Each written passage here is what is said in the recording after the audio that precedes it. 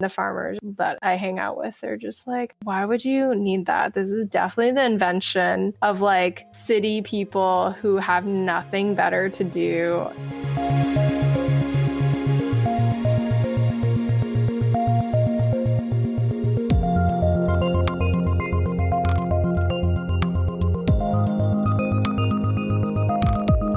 Hello and welcome to Tech Won't Save Us. I'm your host, Marx, and today my guest is Xiaowei Wang. Xiaowei is a technologist, artist, and writer who serves as the creative director at Logic Magazine. They're currently working on their PhD at UC Berkeley and are the author of Blockchain Chicken Farm and Other Stories of Tech in China's Countryside. Xiaowei's book forms the core of our conversation, looking at how rural China is changing as technology and global supply chains move into small communities all around the country and change the way that farming practices and the everyday lives of these people operate. It's a really fascinating book that I highly recommend. Tech Won't Save Us is part of the Harbinger Media Network, which is a group of left-wing podcasts that are made in Canada. Another of the great podcasts on the network is 49th Parallel, with host Rob Rousseau, who digs into the wild world of Canadian politics with an incredibly critical and left perspective. You can find more information in the show notes. As always, if you like the show, please leave a 5-star review on Apple Podcasts and share the episode with any friends or colleagues who you think might enjoy it. That kind of social proof, especially sharing it on social media, really helps bring in new listeners. And if you want to support the work that I put into making the show, you can go to patreon.com/techwon'tsaveus and become a supporter. Enjoy the conversation. Xiaowei, welcome to Tech Won't Save Us. Thank you so much, Paris. I'm so happy to be on this show. I read your new book, Blockchain Chicken Farm, and I absolutely loved it. I think it's like so unique. It's so different from so much of what we read when it comes to technology. And it gives us this real insight into not just what's happening in rural China in terms of like technology and kind of changing economic circumstances, but also connects that to these much broader kind of systems and changes that are happening, right? And so to get started, I wanted to ask, like, obviously the book brings us into China and into rural China in particular and what's happening there. But all of these examples and stories that you tell also discuss your experiences getting to know people in rural China, spending time with your family, your friends. So can you talk a bit about what your motivation was when you kind of set out to write this book? Absolutely. So when I started writing this book and doing research, there's definitely one big thread, I would say the dominant thread of China writing, where it's all about surveillance and look at life in cities and about pretty much no difference between a North American city and a Chinese city, right? These kind of visions of modernity, very imperialist logics. And, life is tightly controlled in an urban environment. So then when I started digging deeper underneath the surface and looking at these larger systems that both cut across the Pacific between the US and China, but even just extending globally, food, agriculture, trade agreements, shipping, all these things really stemmed from the countryside. I think especially being American and after the 2016 election, there was this renewed interest in the countryside, so to speak. But obviously, there's a longer tradition of that in, Marxist intellectual history. And so I think, also on a personal level, hearing stories of the countryside as kind of the heart of Han Chinese civilization, as the heart of also, where my family's from, kind of trying to make it out of the countryside is the total goal of life. And so I was really interested then in tying all these back together and also grounding the story of tech, not just as an urban one, but also as a rural one. Yeah, I love that. When you kind of think of that urban narrative, right? And you talk about like this metro normativity, that's very much something that's present that I've recognized in North America and Canada and the United States as well, right? This kind of focus on the city, and the city is the place where all of this activity is happening, where the future is like coming into being, and the rural is like this backward area that like we kind of need to leave behind, but still kind of like see it through this very like kind of traditionalist lens. And so I was really interested when I read your book, kind of learning about the changes that are happening in rural China and how they are adopting new technologies that are coming in there. And I immediately, again, kind of related that back to my experience naturally, because I'm not that familiar with what's happening in China outside of, reading your book. And so obviously in North America, we have this experience where corporate consolidation over a number of decades has brought more economic activity into the major cities, right? And we particularly see that after the Great Recession, but it's been an ongoing trend. And I think, as you mentioned there, when we think of China, we also think of these major cities that have been built up just over the past few decades, right? But I feel like your book also gives us this insight into how it's not just about cities. And while I feel like in North America, we've kind of just left behind rural areas and said, like, maybe there is this political discourse about the importance of rural areas, but we still haven't really changed much economically to try to like revive them or anything like that. Whereas in China, there seems to be this active desire to now kind of bring these technologies and this economic activity back into the rural sphere after it's kind of dominated in the urban.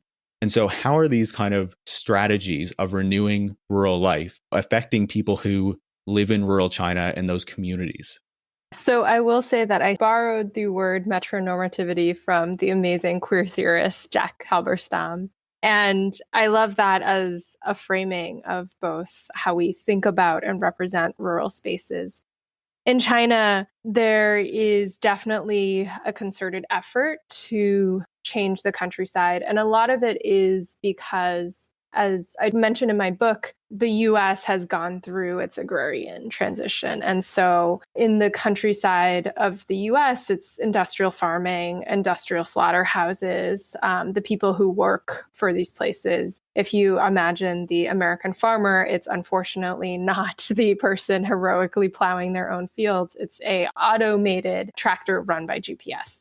In China, there's still a lot of smallholder farming going on. The government has always viewed this kind of, for better or for worse, the hukou or household registration system, which is fairly common in, a planned socialist economy of tying people to the land. You have a bunch of people who are farming, a bunch of people who are in cities, and then, you plan out the whole economy.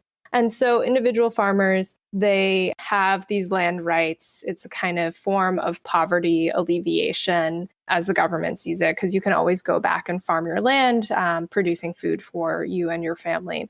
Obviously, the set of broader WTO trade agreements, kind of the crazy nature of globalized agriculture has really changed this. So throughout the past 20 or 30 years, a huge number of rural migrants have been moving into the cities of China, doing things like working at factories, producing iPhones, really helping fuel China's economic boom. At the same time, because of the hukou or household registration system, and also just the realities of trying to live in a large, booming megacity, oftentimes these urban migrants, they can't really stay. And so how do you get them to go back to their hometowns, right? Or attract people back to the countryside in order to not make it like a completely abandoned landscape?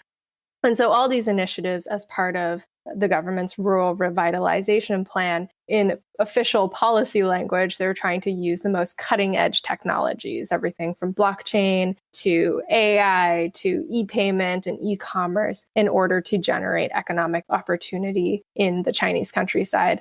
And it's not to say that this isn't necessarily possible in North America, but I also think because of the, intricacies of the hukou system, people having land stewardship rights in China, the nature of family structure, things like that, it does feel like a very China-specific phenomenon. Yeah, I think that makes sense in that there's more rural activity that still exists to try to incentivize or work with than we might have in North America. And what continues to exist in North America looks quite different from what you'd see in China, because the system is very different, right? So I think that makes a lot of sense.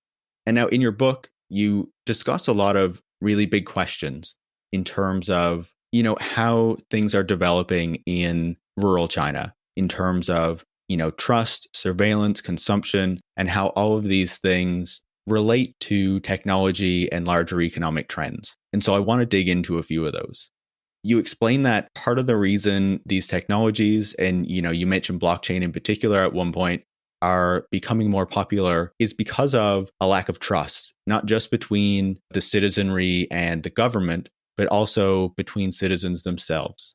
And that the narratives around many of these technologies, and again, blockchain in particular, enforce this mistrust in order to sell a technological solution to it.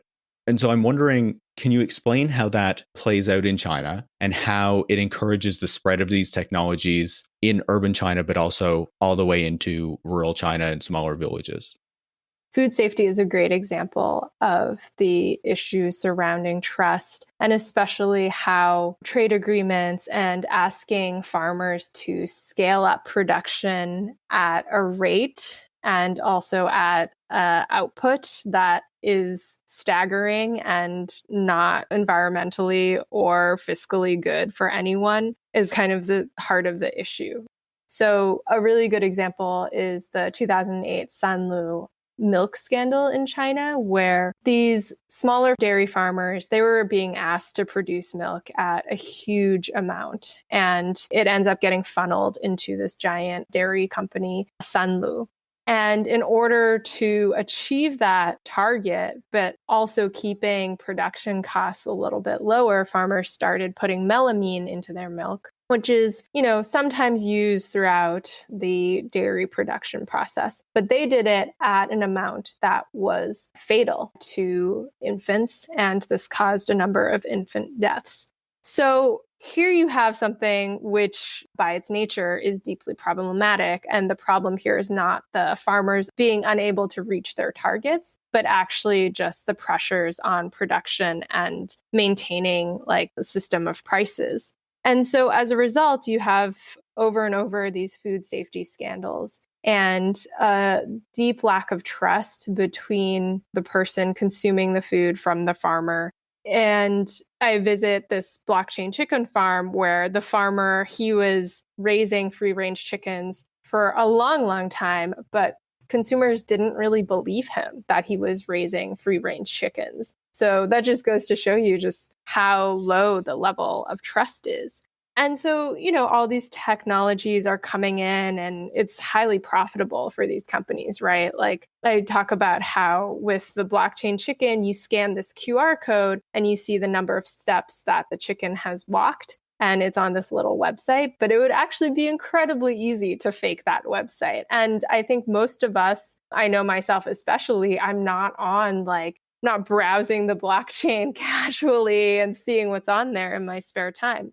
So I think it's actually really tragic, which leads me to my next point, speaking of tragic and tragedy, that at the heart of all these technologies, right, we've been set up with this idea that humans are bad, humans are evil. Oh my God, look at those dairy farmers. They're willing to sacrifice people's lives in the name of profit. But it's not the dairy farmers that's the problem, it's the corporations. And in blockchain, too, a lot of the people I've talked to, sadly, their argument for blockchain is the tragedy of the commons argument, which was espoused by Garrett Hardin, who is actually a white supremacist. And he came up with this idea and baked it into ecology because he was an ecologist, a scientist, but it also shows you the process of how you can put ideology into something seemingly neutral of, if you don't regulate people, everyone's going to just ruin this common natural resource. Like if you don't have blockchain or if you don't have these centralized forms of power controlling dairy farmers, they're just going to do horrible, terrible things and not care about their consumers. And I think that at the core of it, those underlying beliefs is something that we really need to question. And it just shocks me at how much of capitalism is really good at generating a thought industry to validate these underlying assumptions about human nature. Whenever the tragedy of the commons comes up, I always think back to my experience in undergrad because I did political science and we had to do this course. And I remember that the tragedy of the commons was like one of the leading things that we like studied. And there was no mention of the fact that like it was basically bunk and like made up by this white supremacist guy, right? Like it was taken as like very seriously. And at the time, like a decade ago, like I wasn't really prepared to do the critical thinking and like searching to find the alternative. And I always think back at that and like think about how many other people have had this fed to them and believe it and don't realize that like it's complete bullshit. That like really frustrates me. And so then when I read that piece of your book, it really effectively shows how, you know, these technologies are being rolled out into these rural communities. And kind of the idea is that this is going to like solve this problem and increase this trust and give more kind of power and autonomy to these local producers because now they have these technologies that can show and prove that they are like legitimate, right? But I think that you really effectively show that actually what these technical systems are doing isn't redistributing power down. It's just shifting it to people who have technical knowledge to kind of serve as this almost like, I don't know, technocracy or whatever. I actually got into a conversation with one of my mentors the other day, and we were talking about the task of educating undergrads who are about to go into engineering and computer science industries.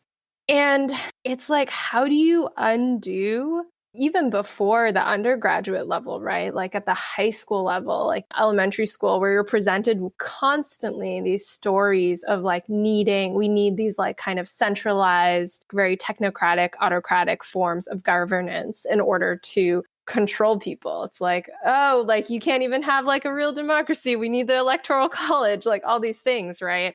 People can't handle it. And we ended up strangely talking about British colonialism, right? And like there are so many instruments of power in creating that colonial empire, like railways, roadways, engineers who are building out roads. And how, when you're an engineer and you're asked to, you know, do the great survey of India and actually like plan out these roads, plan out these settlements, things like that, how do you understand that mesh of power that you're in? I think oftentimes it is this weird technocracy because, yes, certainly you have people who are the big VCs that we hear about who clearly have an agenda. But then you have the people who have the technical skill.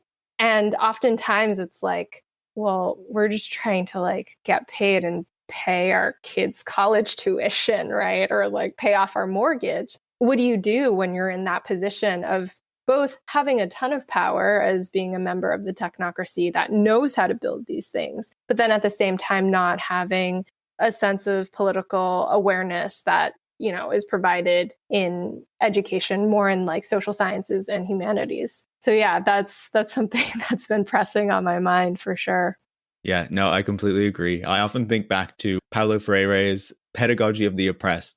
And like, that's always a fantastic book that I return to. And actually, I did 3 years of my undergrad and then took 3 years off and went back for like a fourth and final year once I like kind of figured out what I was doing. And in that final year, I did a Marxism course and kind of like the whole teaching structure was based around Pedagogy of the Oppressed. And like, so that was really interesting. But now returning to rural China and the technology that's being introduced and the economic development that's being produced. One important aspect of this is to integrate rural China into e-commerce supply chains, right? So these initiatives are being pushed by the government, but also major corporations that are part of this kind of e-commerce industry, I guess. And so obviously for a while, there were new factories being built in urban China, but now urban places are becoming more expensive. There's also a push to build them in kind of the Chinese interior, where it's still a bit less expensive. But now this kind of program that you talk about in the book is trying to extend those supply chains directly into rural communities where cost of living is very low. And they can also cut corners in other ways to cut costs, right? Through entrepreneurship and, you know, people being their own boss and all this kind of stuff that we're used to hearing from the gig economy, right? You say that some rural Chinese people are profiting greatly off this and doing really well, while others told you that it was a scam and was altering, farming practices and other sustainable ways of life through this commercialization. So what do you make of the effect of this larger transformation on rural communities in China? My general impression overall is that, unfortunately, like any attempt that tries to create a free market of incentives as a form of economic development while cultivating scarcity, it's not a long-term sustainable scheme. The e-commerce landscape is really wild in China. So at first, it was this organic phenomenon of a few migrants who were going into cities to do work, which is very common, and then eventually being called back to their hometowns because of family care duties or something like that. And they had all this knowledge of things, just seeing the big urban world of like, oh, we can manufacture sweaters. So one village I went to, people produced performance costumes. So for like screen, TV, play, things like that. And the first entrepreneur in that village, he kind of cut his teeth in the city, understanding, okay, like this is how you make stuff. And when he got back home, he started up manufacturing in his family workshop. It definitely is this gig economy gone off the rails where you have people saying like, oh, it's really good that my grandma, who's like 90 years old, helps package all the orders. It gives her something to do. Otherwise, she feels like she's wasting away and just has no reason to live if she can't work. You have children who are helping out in the workshops. I just saw a fair number of kind of scary, unsafe manufacturing practices. But it is this race to the bottom because, once this started happening organically, Alibaba, which is this big sprawling e-commerce tech giant in China, they actually created this whole Alibaba Rural Development Institute where they study these Taobao villages. They try to figure out like what's the best way to kind of, sink their teeth into the countryside. They set up these rural service stations that are supposed to teach digital literacy. And of course, you go on to like, it's called cun.taobao.com, which is like village.taobao.com. And you can like buy plane tickets, buy things that you need and get them shipped to your tiny village. But it's all through their portal and you're paying using their e-payment structure.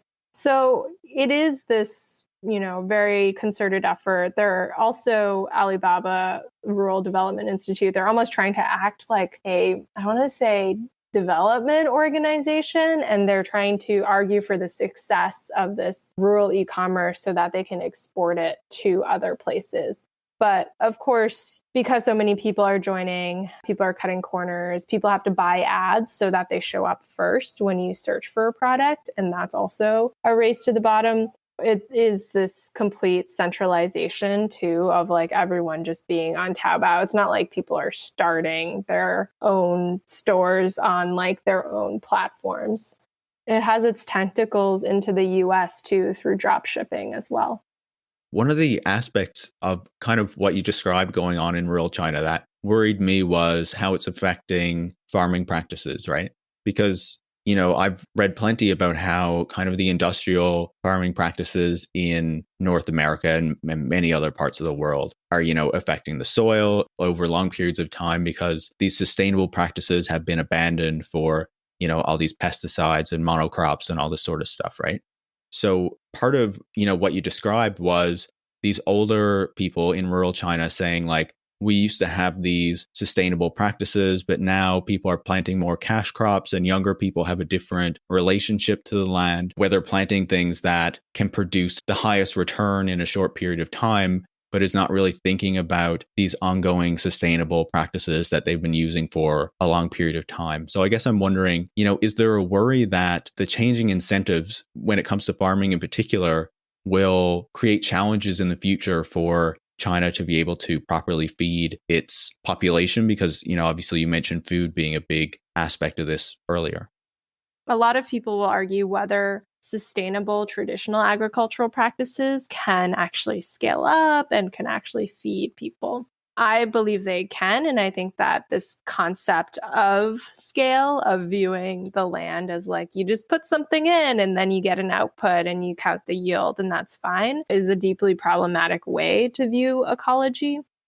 China is pretty exuberant about this whole project of modernity. And a large part of that includes, importing food, exporting food, really being a country where it's not just like, okay, we have enough to feed our people and that's that. It really does want to plug into this bigger kind of system. I was talking with someone the other day actually about how China is like the number one producer of pumpkins, but actually a large part of it's like, pumpkins, pumpkin products, a lot of that gets actually exported abroad. And it's become this really lucrative industry.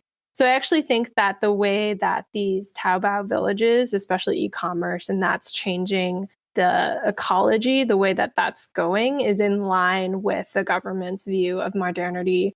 A lot of the e-commerce entrepreneurs too, they're kind of downsizing, right? Like if I'm growing the cash crop of chilies, which is what was happening in one of these Taobao villages I went to, you don't need as much land. You just build a little greenhouse and you can lease out the rest of your land to one of the bigger industrial agriculture. They call them dragon head companies, where people can consolidate and use more quote unquote modern farming techniques. I think it's really sad. And I actually did get to visit one village where they had been moving more towards like modernized agriculture, pesticides, fertilizers, all these things. And they actually put a stop to that because they noticed that it was affecting their soil and just the general health of their environment. So, I have some optimism in that hopefully it's not all doom and gloom. Yeah, that's definitely a positive story that you found there. And, maybe as more communities see what's happening to their land and their farming areas, something like that will happen too, right? What we do over here in the West, I'm not really sure, but Yeah. hopefully China will figure it out. But, when I was reading the book, I was thinking a lot about my own work, which recently has been thinking a lot about North American and Western societies and how they kind of changed after the Second World War, when there was this kind of focus on embracing automobility, embracing suburbanization, and in particular, embracing mass consumption, and how that really changed people's lives as they became more commercialized in service of economic growth and particularly measurable economic activity. And I feel like now we can kind of look back and see that that hasn't necessarily been the most positive thing. And it has helped to contribute to the kind of erosion of workers' rights as we've kind of embraced this kind of consumerist culture, but also to kind of decimate the communal bonds that we used to have because everything is so commercialized, right? And everything needs to be a registered kind of purchase so it contributes to economic activity. And I feel like when I was reading your book, it sounds like China is kind of in the process, or at least rural China, maybe it's already happened in urban, of undergoing like a similar sort of commercialization process where these communities are being brought into the larger economy so they can contribute to the economic growth that the Chinese government wants to show. And so I was wondering if you had any thoughts on how that is actually playing out in China. I think that your read is totally spot on. China is all in on being like the rest of the world, of emphasizing a consumer-based economy where the economy is essentially kept alive by like people buying movie theater tickets and clothes. Accompanying that is both on the ground this sense of kinship and communal ties and who your community is, in not just, community in the sense of like people that you rely on, but also, people that you rely on for food, for material goods, and, who's your economic community, right? And instead, it's now this like in China, this broader landscape of all these like weird financialization and fiscal incentives. It's interesting for what I've seen in rural China, at least, and maybe this was also my hope in looking at rural China. Like, I feel like urban China has totally gone in that direction. There's, the exact same things that I see in San Francisco, in Guangzhou, if not more accelerated, and people just like buying things all the time and living the exact kind of like isolated San Francisco white collar life.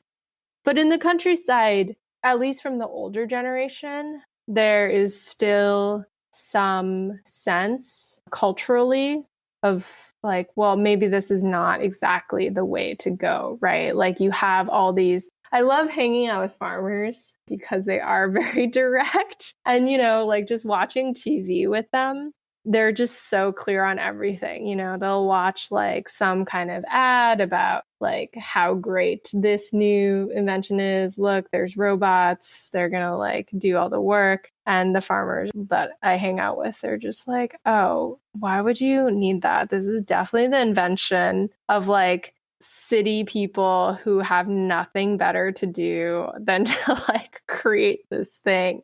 And equally, too, they have also, I wouldn't say a skeptical view of the government. They do acknowledge that their lives are generally better than they were 20 or 30 years ago due to putting in roads, things like that. But there is more of a tendency where, like I described in that Taba village, like, the one line that someone told me, they were just like, we're peasants, we like to stay away from the government stuff because it's a lot of posturing, it's a lot of rhetoric, it's a lot of the theater of politics. And that's not what we as peasants and farmers do.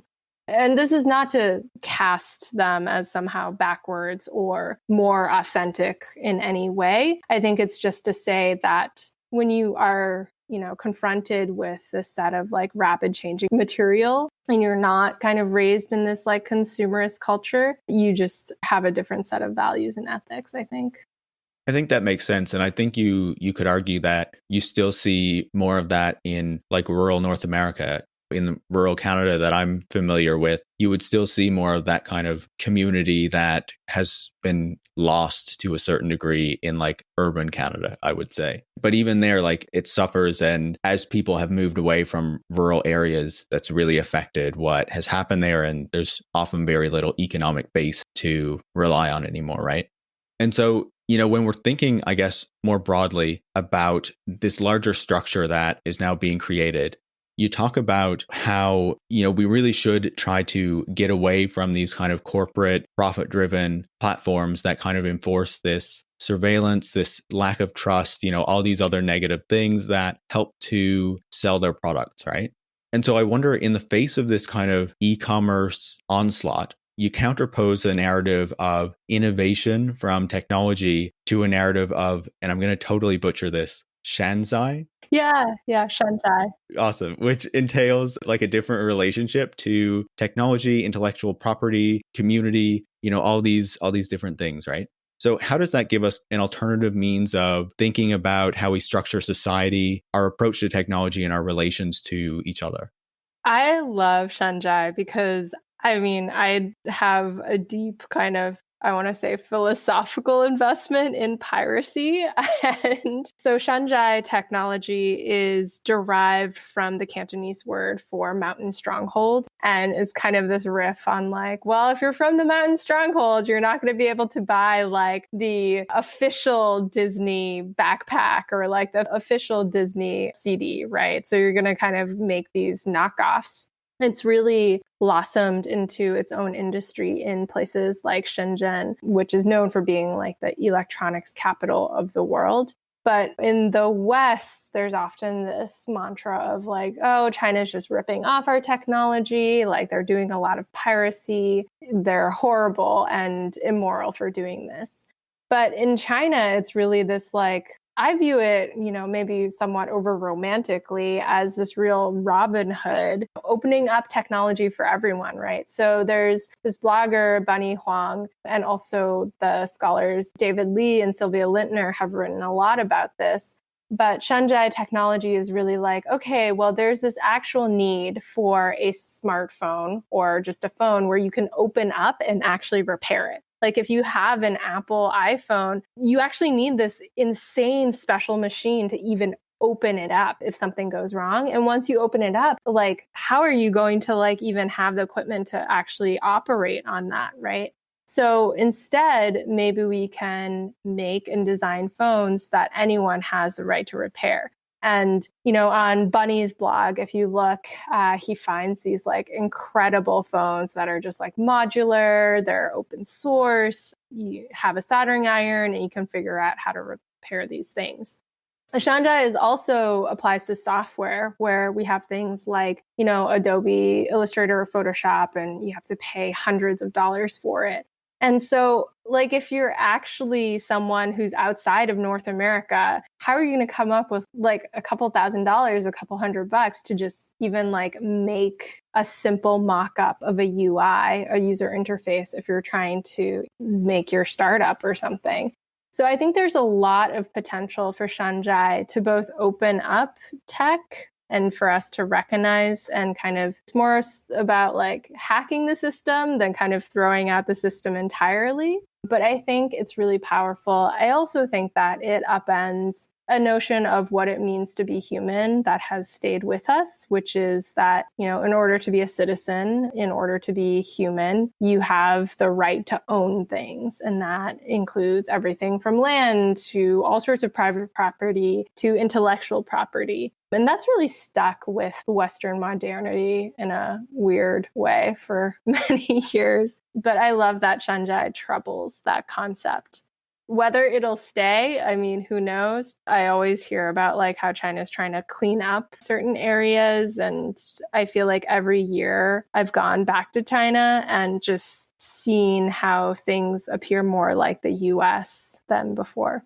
In my read of it, it did really seem like it presented this notion of like democratizing the development of technology, I guess, in a way that we don't so much have when we think of it through the lens of like intellectual property and ownership, where this is something that has been created by a single person and cannot be built on.